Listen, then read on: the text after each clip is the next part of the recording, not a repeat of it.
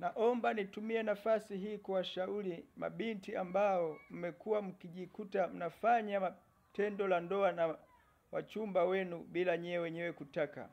Kwa sababu amekuambia kwamba kama unampenda usipokubali kushiriki naye tendo la ndoa atakuacha. Sikia nikwambie, wengi walisubutu kushiriki nao tendo la ndoa na bado wakaachwa. Kwa sababu kijana yule kila alichokitarajia kukikuta hakukikuta. Naomba uwe unakubali kuwa mvumilivu, kwa sababu akikupenda atakuwa mvumilivu. Lakini pia elewa kwamba upendo sio kukubali kutumiwa vibaya. Kwa nini unakubali kutumikishwa mwili wako vibaya kwa sababu umependa? Upendo sio kukubali kutumiwa vibaya. Na nukuu tena according to Joyce Meyer.